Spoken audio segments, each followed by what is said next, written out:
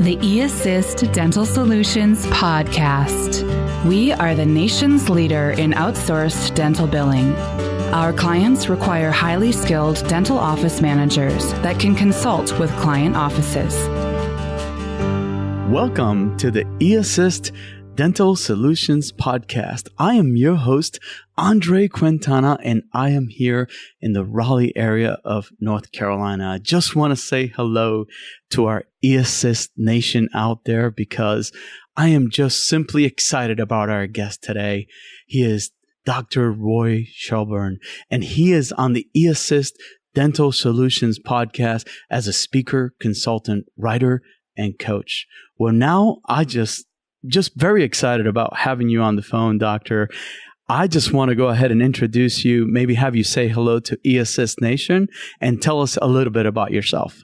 I'd love to. I am Dr. Roy Shelburne. I was born in the western part of Virginia. I graduated from the University of Virginia and then went to the Virginia Commonwealth University School of Dentistry, came back to my hometown in Bennington Gap, Virginia, set up my practice in my grandfather's hardware store building in 1981, and I practiced there happily with a smile on my face every day until October of 2003 when something very interesting happened.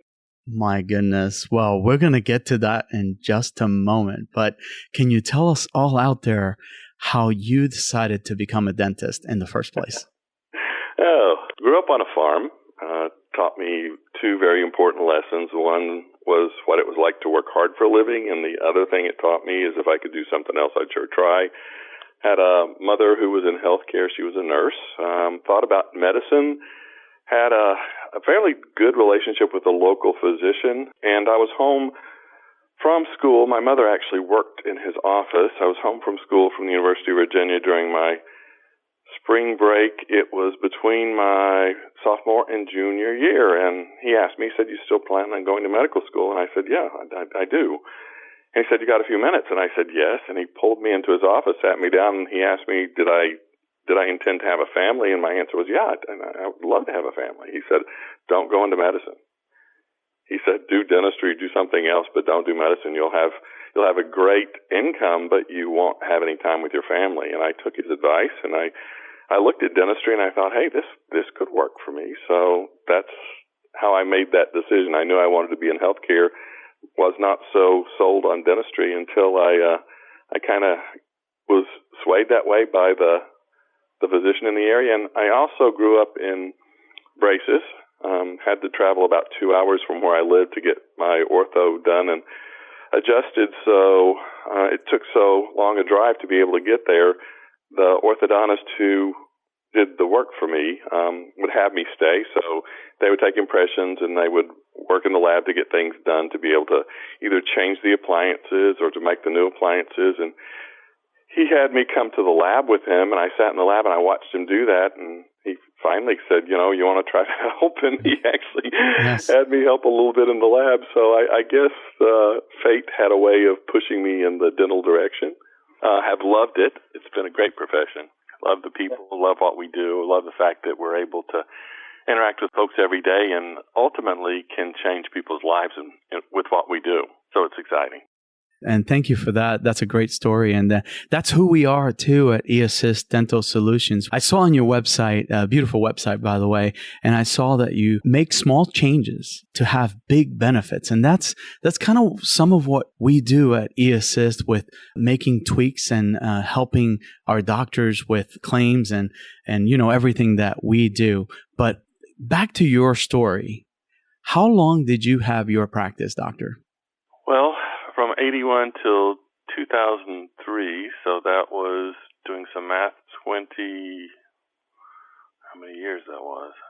27. So I had flown from the western part of Virginia, where my practice was, to San Francisco, California in 2003. It was at the American Dental Association meeting, listening to Rudolph Giuliani. He was the keynote speaker at that kickoff session of the American Dental Association meeting that year, and it was 2 years after 9/11.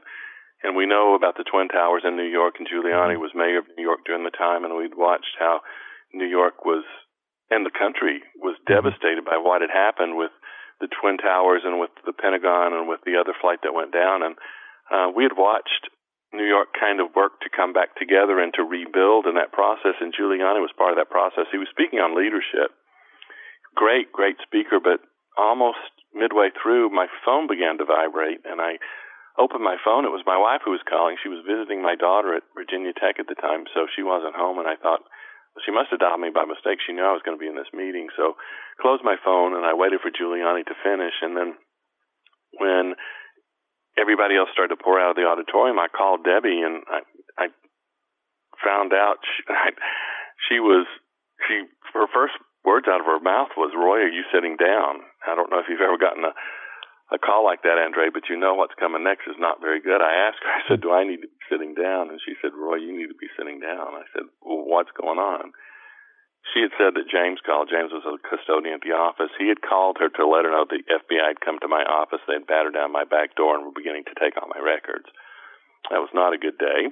So I talked to her for a while, and I thought, well, what in the world am I going to do? And it was Friday. There would be nobody in the office, but I thought, well, they're there. I just called, and there was a male voice on the other end of the phone that answered, said, "Hello." I said, "Hello, who is this?" And they said, "Who's this?" And I said, "I'm Dr. Shelburne. I own the practice that you're in on the phone you're talking on. What's going on?" He said, "We have executed a search warrant. You're a target of a healthcare fraud investigation."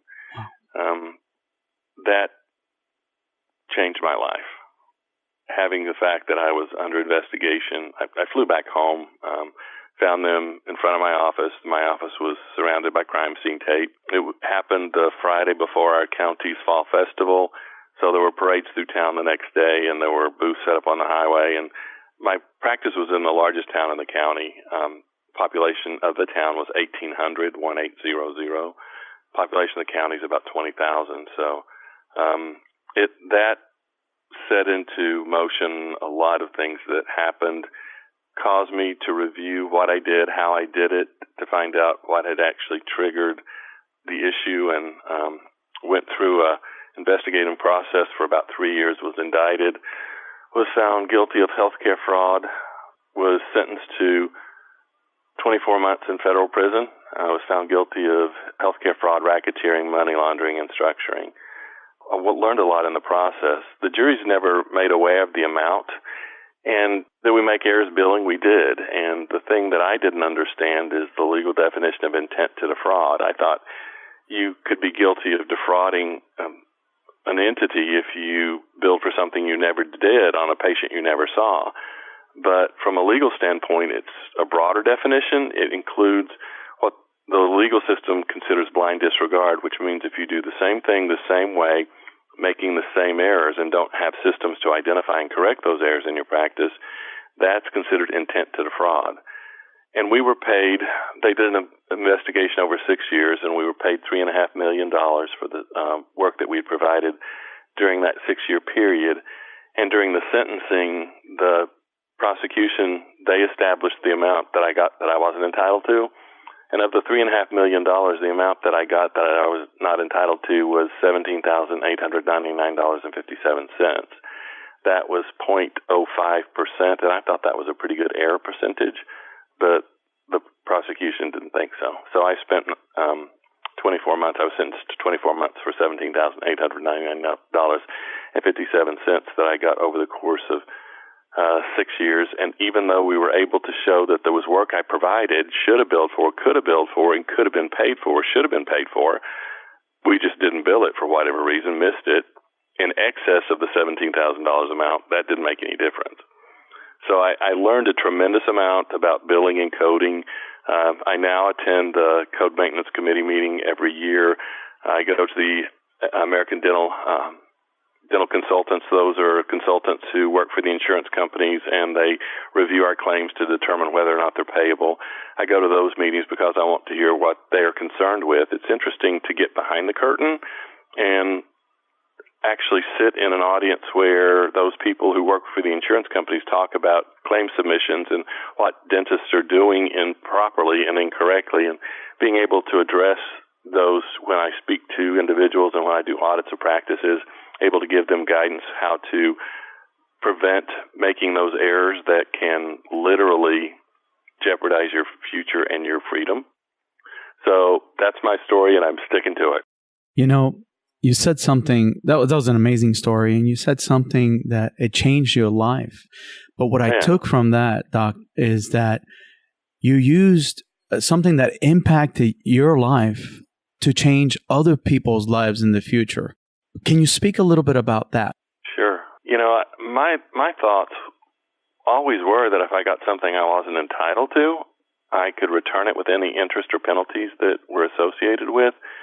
Best offer I ever got to settle was 3 years in prison and a restitution of $300,000. That was the best offer I ever got to settle. You know, I went through my career being stupid. I thought if I made mistakes, then they're just mistakes.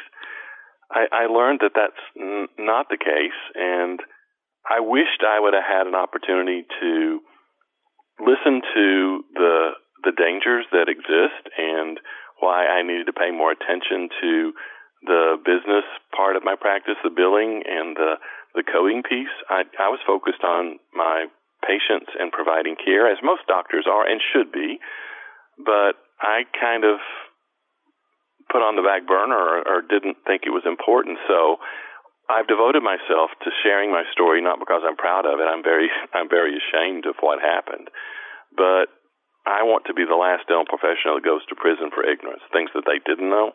Mm-hmm.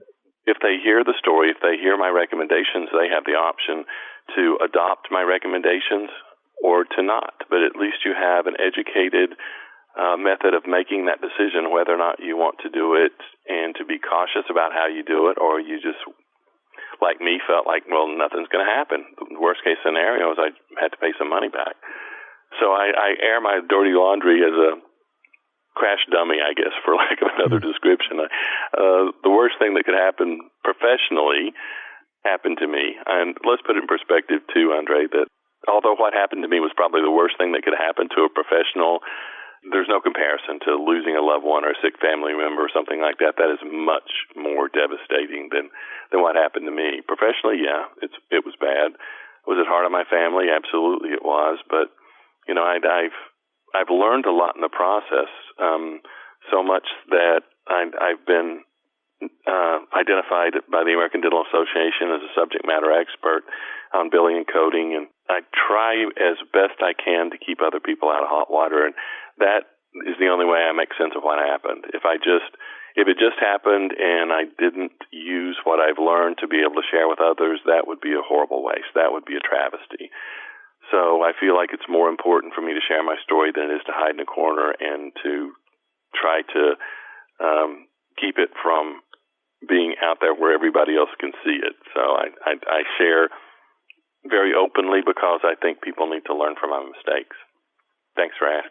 Yeah, thank you. And another thing I hear in there is that you use the education and preparation that you have to help doctors maximize their reimbursement. But the key to that is while offering legal protection as they're doing it. Can you explain that a little bit? Oh, absolutely. Yeah. I want every dentist, every team member to be aware that they need to work very hard to get every, what I can call legitimate reimbursement they possibly can. I want you to get exactly what you do, leave nothing on the table, no more, no less. And is there a way to do that? There absolutely is. It all starts with proper documentation, diagnosis first, and then documentation, followed by the coding. You use the best code that describes the service that you provide based on the definitions that are established and the applications of that code. Leave nothing on the table. If there's something you can bill for, absolutely bill for it, and bill for it regardless of whether the insurance is going to pay for it or not. As you know, as you process claims, you work for a company that does that all the time, you understand that there are limitations in plans, but it's also beneficial to submit everything so that it may, for example, if you're in network with a plan, a lot of people will, instead of bill their full fee, they'll only bill what the plan is going to pay. That is dangerous. Number one, if you have multiple plans, that's going to limit your reimbursement. So if you have primary, secondary, tertiary coverage. Number two, if the insurance company, heaven knows when this ever happens, but it does from time to time. If they ever increase their fees, if you keep your fee at the old PPO fee, you lose the amount that has been increased in that fee schedule. And thirdly, if you don't charge your whole fee, you don't have the numbers to be able to determine your write-offs and to figure out, is that a plan that you even need to be in network with? Can you come out of network and probably do as much or as well because the write-offs are so great when you are in that plan? So it's a matter of understanding exactly how the coding works, how to do your submissions, to document the medical necessity, and to support what you do to make sure that that person who's doing the billing, if eAssist is doing that, if you're doing that for your people, the more information you give the person who does the billing, the greater the chance you're going to get your complete reimbursement. Don't assume that people will understand why you did the crown preparation or why you did the core buildup. It needs to be very specific in that clinical record so that person who does the billing, they can be armed with knowledge. They're going to be able to submit it and get it reimbursed because they support it appropriately with the documentation they send in with that claim. I bet right now we have all our eAssist Nation out there who work hard on these claims. We have doctors probably in the thousands right now as far as downloads for our podcast that are really taking some serious notes right now, Doctor. And I think this is a perfect time right now to let our audience know how can we get in touch with you to be able to get at least consultation from your services and maybe even bring you to one of our events to speak at. How can we get in touch with you? Email is best. My email is my name with an underscore between the first and last name. It's ROY _ Shelburne, SHELB as in boy, URN as in Nancy, E as in Edward, Shelburne @hotmail.com. That is terrific. And I know that you create proven systems and you do coaching for doctors, helping them manage their calendars also to have a more balanced life in their practice. How is it that you do that, and why is that so important to you?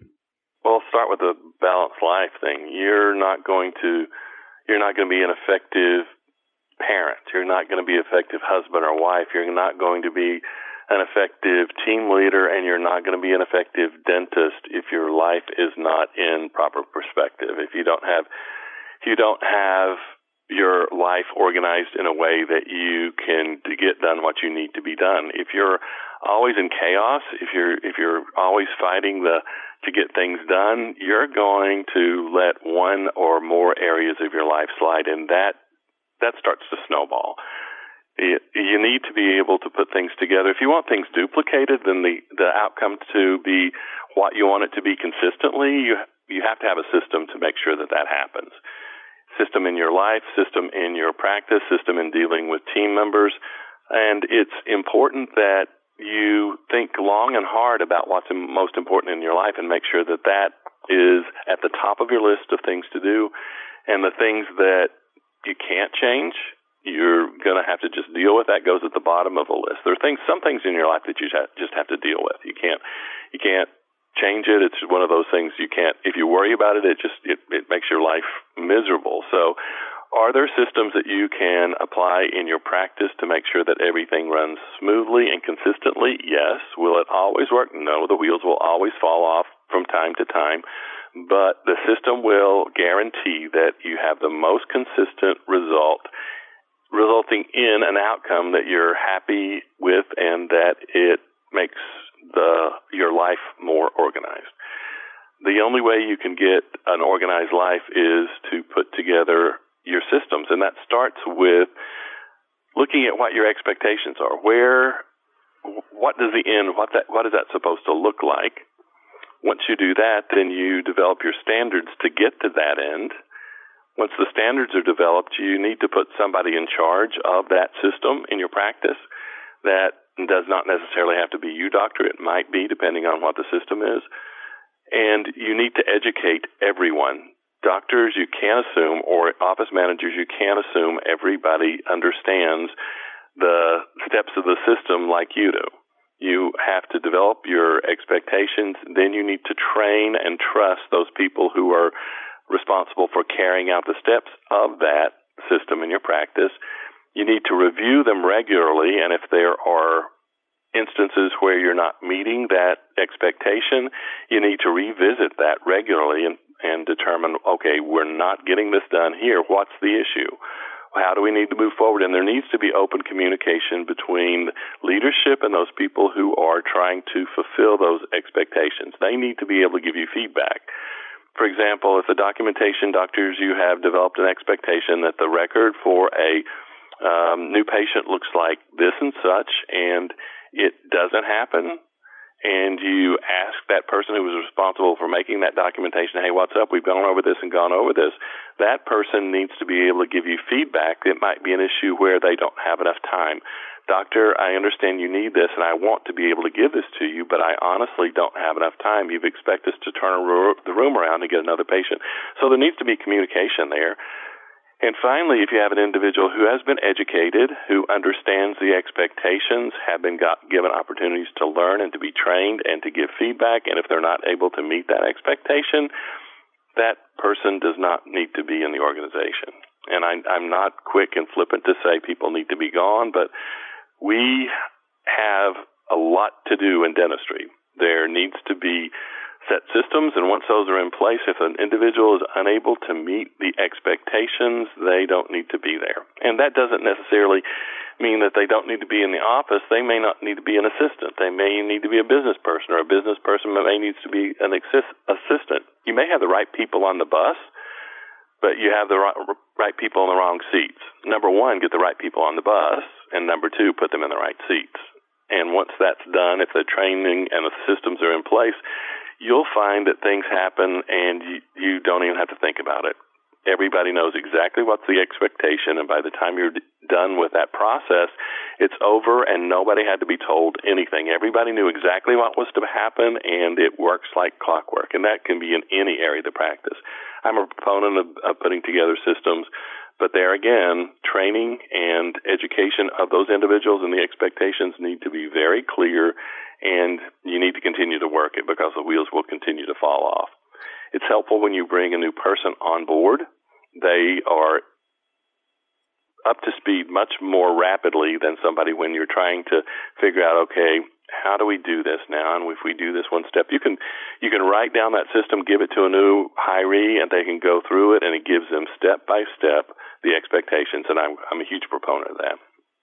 Well, I'm going to tell you right now that I am on the right bus right now, and I'm in the right seat, but I'm at the edge of my seat with your presentation tonight, Doctor. I'm going to get a little personal now that I feel so much trust. You mentioned the word trust in there. So I'm going to get a little personal now. Is that okay with you? Absolutely, yeah. Okay. If I walk in a room and tell everybody I'm a convicted felon, you can trust me with anything. I so agree. Well, you had me at hello, and then with that story on top of it, truly amazing. And a lot of things I can take to my practice.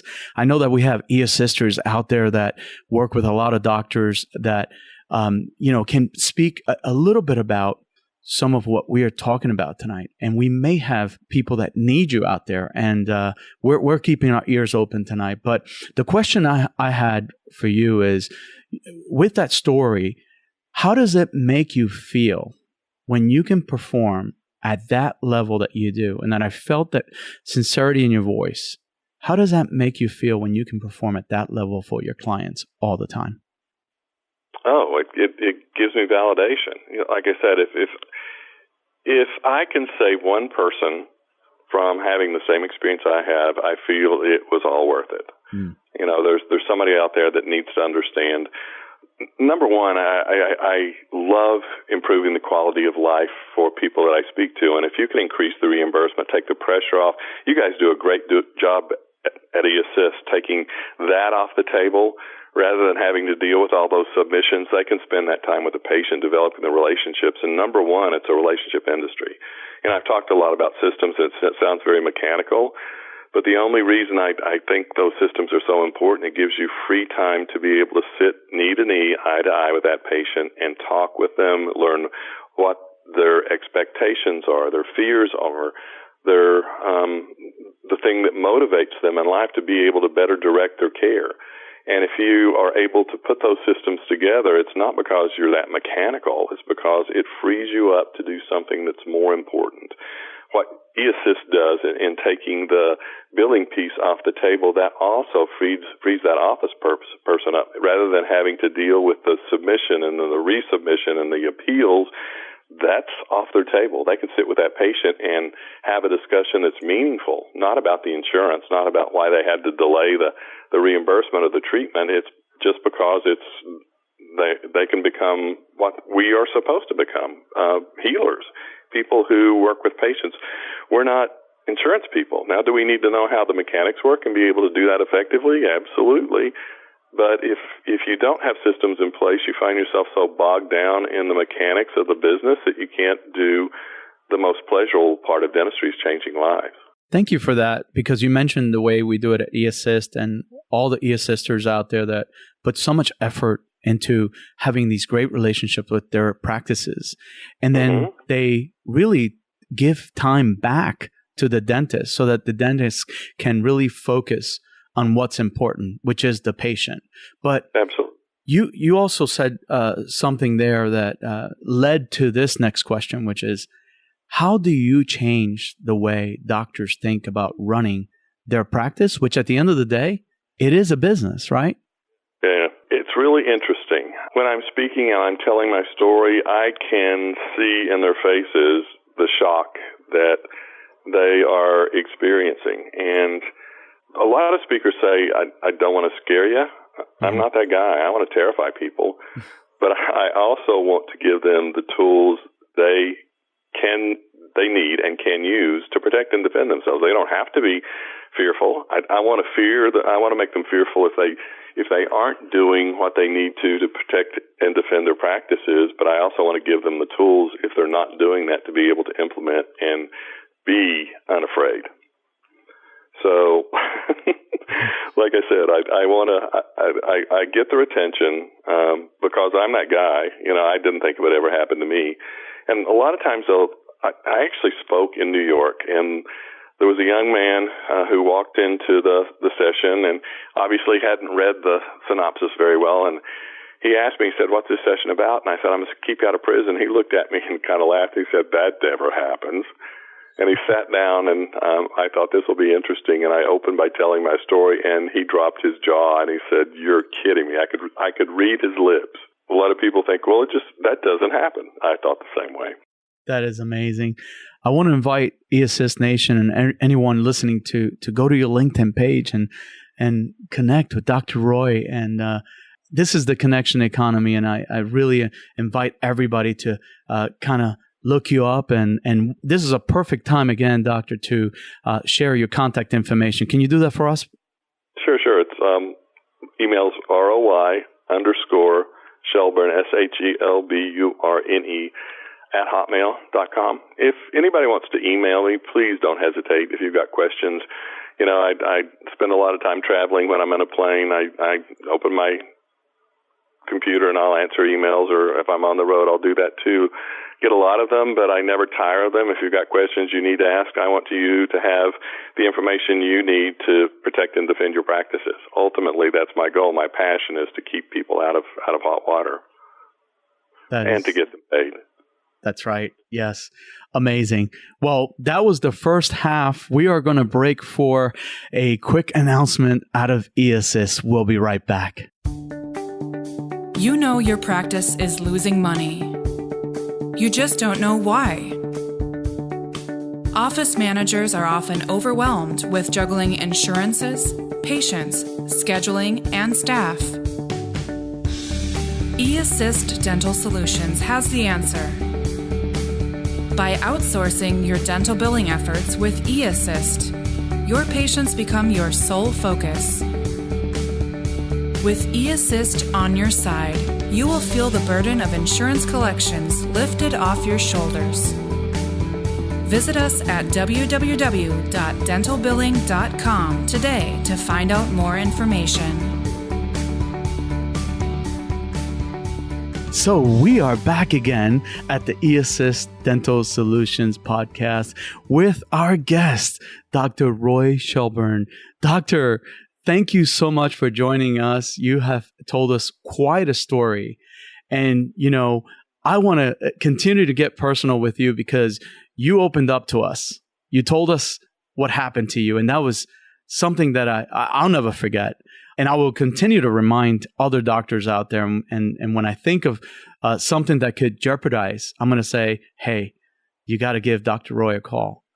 Can you name someone out there that has been a mentor in your life? You probably have more than one. So take it away. Yeah. There have been a lot. My dad, number one, I told you I grew up on a farm. He has, it's one of those things I can hear his voice in the back of my head, chiding me when I'm doing things I'm not supposed to do, or encouraging me if I'm doing something right.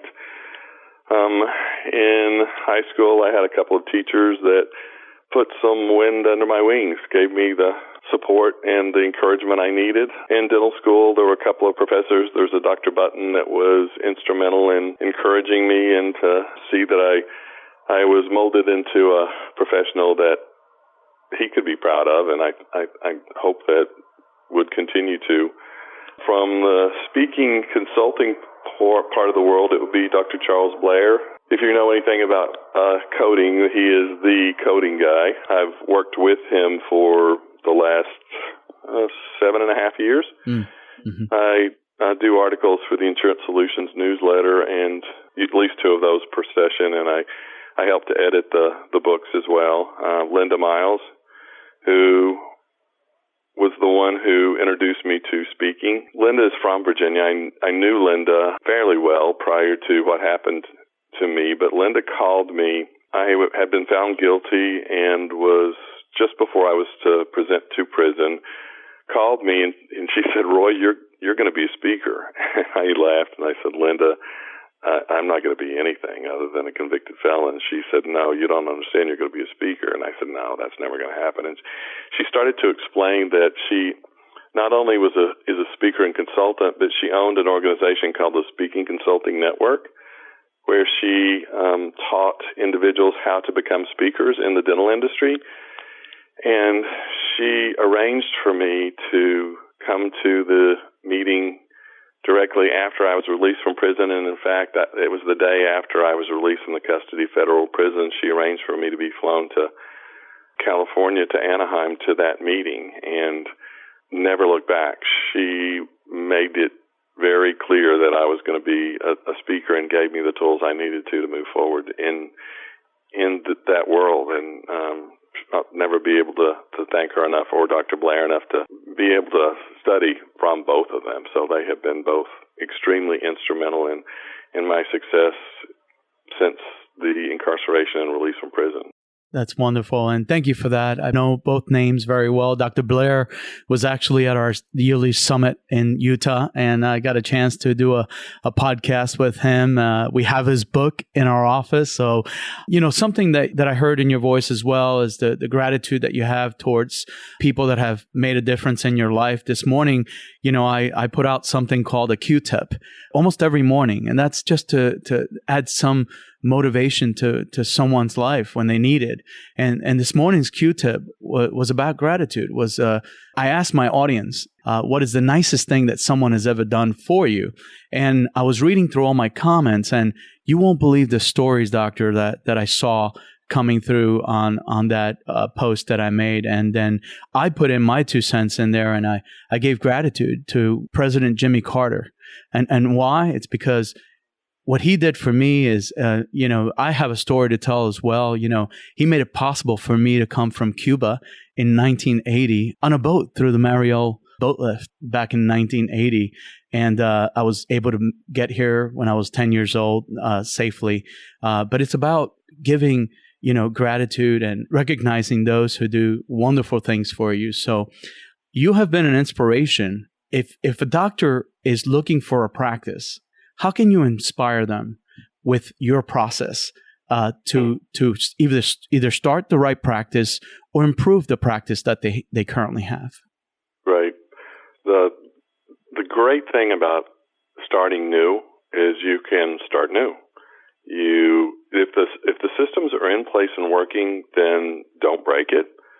Improve on it. If they aren't there, there is a huge potential increase in both the production, the joy, the happiness, and the longevity of that practice. So either way, make sure that you start on the right foot. It's a whole lot easier to begin correctly and to start appropriately rather than in the middle of the stream try to figure out, okay, things are not working, because people will understand when you're the new guy, when you're coming in and you're changing things. It's a lot easier to do that because there's an expectation that that's going to happen. But people who are in the practice for a while, there's kind of a status quo that is hard to change. So I encourage people who come into the new practice, be bold, but come with a plan. You need to understand. When I graduated from dental school in 1981, you could make every single mistake and still be successful. In today's world, that's not the case. You have to have business knowledge, and the scary part is for a new graduate, you have none unless you get it independently or you've been a business major or worked outside dentistry, because in dental school, you're surely not given any information that will help you as a business owner. You know, there's no billing coding help. There's no systems help. There's no management help. There's no leadership help. You're just out there on your own. So especially for those new graduates, you're going to have to spend the first few years putting your legs and your foundation under you to own a business. If you're the owner of the practice, and even if you're not the owner of the practice, I would always go in with the intent that I'm going to become the owner of this practice, unless your goal is to not do that. Of course, if you just want to be an associate, then that's fine. Do the best you can in the position you are. But if you intend to own a practice or multiple practices, I see a number of new doctors out there that are just incredibly bold and will, in the first 10 years, have 5 practices that they own. Kudos to them. But there again, the business acumen is something that you need to pay attention to prior to launching that new practice or buying a practice and then start moving forward with the practice that you would like to have, unless, as I said, that practice is on good footing and is well maintained with systems in place. But yeah, work hard on the business systems. Understand dentistry is one thing, the business is another, and the doctor, you have to wear both hats. And now for the doctors that start a practice, I understand you offer coaching and consulting, and that you can come in and add additional guidance as they're running their practice. How do you do that? What can you offer these doctors coming in? Well, I would suggest that I could help them prior to their buying their practice. Got it. One of the things that you need to be aware of that, you probably, e-assisters, you understand that some people are very good at doing the billing and coding and get every cent that's available. There are practices that don't do that. So if you do an assessment prior to and look at the billing, if their amount that they collect, the collections are at a certain amount, and you go in and do an assessment and they're leaving 15 to 20% on the table, that practice is undervalued. You got that very cheaply. But there's also the opposite that I've seen. There are practices that are doing things that are not copacetic. They're doing some things that are kind of off the what's considered appropriateness, and they're actually getting reimbursed at a higher rate than you would if you come in and do it the right way. So I encourage an assessment before you buy a practice, an existing practice, just to make sure that the billing coding is being done correctly, so it's not overvalued or undervalued. And then once you get the practice done, make sure that you have a coach that comes in who is able to get you on the right track to put the systems together. And I would look for a consultant whose goal is to wean you, not to keep you as one of their clients. My goal is to make sure that you have everything you need, but I don't want to be there with you. I don't want to hold your hand. I want to give you what you need so that you're able to do it yourself. What's the old adage? If you give a person a fish, they eat for a day. If you teach them to fish, they'll eat for a lifetime. My goal is to teach you to fish, to make you the business owner, make you a business person, to have the systems. And once you get the basics done, you can look at any system in your practice and go, this is something that needs to be duplicated the same way then that needs to be systemized. And then it needs to be written down and step by step put together. And you can do that fairly easily when you just sit around and think about, okay, here's step 1, here's step 2, here's step 3. My frustration when I first opened my practice was that things didn't always happen the same way. That sometimes it would happen right, sometimes it wouldn't. And until I put the systems together and people understood exactly what was expected, until that happened, it did not happen consistently. So everything needs to be systemized. I bet right now you are setting other prisoners free, Doctor. It's your tagline, but in more ways than one, you shared that amazing story. You raised the roof, the reimbursement roof, while also reducing the risk that dentists can have in making some of the mistakes. You have given us an amazing story. I just wanted to ask you just one more thing. You've been so generous with your time, but for someone listening out there to our show, what is the best advice that you may have for them if they're trying to get to that next level and they're struggling and they just don't know how to break free, how to get through that next level? I encourage you to look for somebody who has and ask, would they be willing to give you some guidance and advice? We in dentistry have a huge, generous group of practitioners who would probably love to share that information. So if you know of another practice or hear of another doctor, I would ask. I said, and I understand that you've got this under control, and I admire you for that. Would you mind sharing your expertise, or would you mind me coming to observe? And I would guarantee you that 90 to 95% of the time they would say, please come, would love for you to be able to learn something. So be brave, reach out, and just ask. If somebody's having a practice or doing what you want to do, ask them. I want to do what you do. Can you help me through the process? Be brave, ask the question. I guarantee you that 90 to 95% of the people that you will ask will say yes, and the 5 to 10% that say no, they don't want to share that, you wouldn't want to learn from them anyway. Thank you for that. I just want to remind our eAssist Nation and our listeners out there to go to royshelburne.com and visit the website. He has topics about all of the presentations that he does. And I understand, Doctor, that you are coming to Raleigh in a week. I am so excited. Can you tell us a little bit about that course that you're teaching? I am. It's the name of the course is Do Dentistry Not Time? Clinical Records Prevent Criminal Records. It's about documentation to be able to support medical necessity for the treatment we provide and give those persons who are doing the billing for you the information they need to make sure that they leave no money on the table. There you have it, eAssist Nation. So be free at last and don't leave any money on the table. Doctor, I just want to thank you again. I want to give you the opportunity to say hello and goodbye to eAssist Nation. And I also want to wish you a wonderful week. Thank you so much. I appreciate that, Andre. It's always great to be able to share information with like-minded individuals, and the people that listen to things like this are truly invested in their practices and they want to get better. And it excites me when I have an opportunity to be able to share my story that maybe it'll be something that'll impact them. I hope if you've listened to this podcast and you're at one of my presentations, please introduce yourself and say, hey, heard you here, wanted to hear more. Thanks for coming. I always like to hear that, to find out if people actually listen and pay attention and that it's been beneficial to them. Well, we are eAssist. We have over 500 eAssisters working and helping doctors across the nation. We have over 800 doctors that are part of eAssist. I know your message tonight is going to travel far. At least with me, you have made an incredible impression. And I will be able to teach somebody something about what you have spoken about today. So, Doc, thank you so much for coming on the show. And I just want to wish you a great week.